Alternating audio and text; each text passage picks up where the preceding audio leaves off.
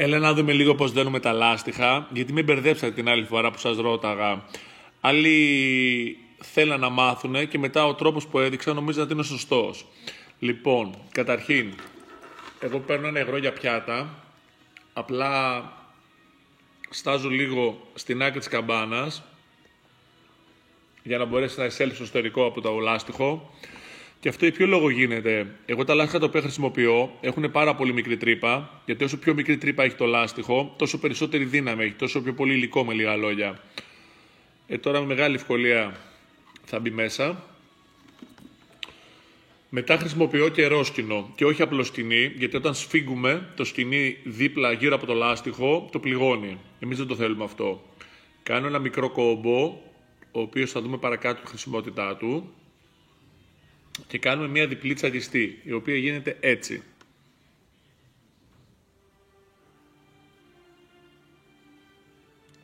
Περνάμε το ένα πίσω από το άλλο.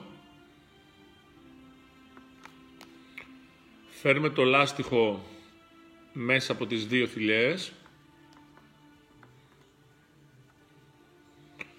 Τραβάμε απαλά.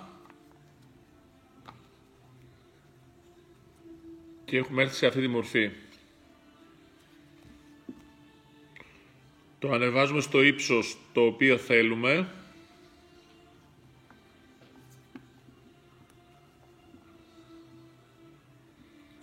Όσο πιο κοντά στην άκρη, αν το έχουμε κόψει σωστά. Και μετά θα σας δείξω πού ακριβώς το κάνουμε. Αυτό το αφήνουμε, δεν φεύγει αυτό που έχουμε φτιάξει, έτσι αλλιώς από το λάστιχο, δεν τραπετεύει. Παίρνω μια πένσα, ένα κατσαβίδι, οτιδήποτε. Δένω αρκετό σκηνή πίσω του.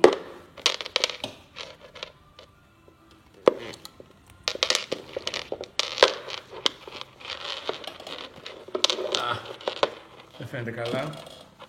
Έρχομαι στην άλλη πλευρά, το πιάνουμε το πενσάκι, αρχίζω και το τυλίγω απαλά. Και αυτή τη στιγμή δεν τραβάω, απλά αρχίζω και στρίβω το λάστιχο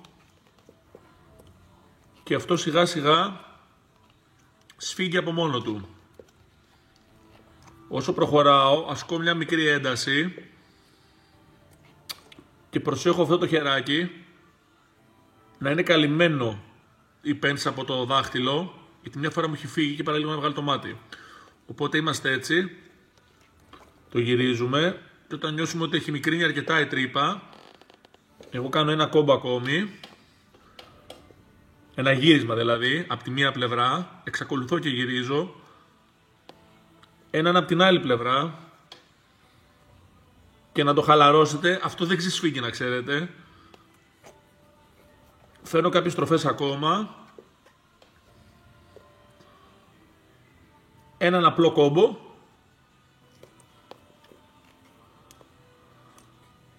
ένα δεύτερο κόμπο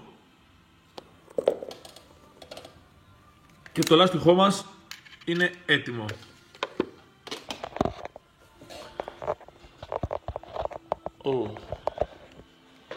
Και τώρα κόβουμε και την άλλη άκρη και έρχομαι με έναν αναπτήρα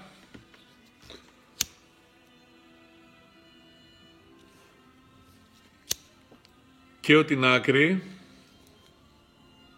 και με το πίσω μέρος του αναπτήρα την κολλάω. Δείτε το και από εδώ.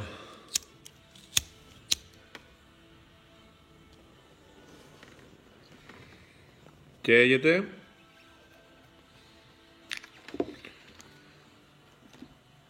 Τυπικά τραβάμε και την καμπάνα προς τα πίσω και είναι τέλειο.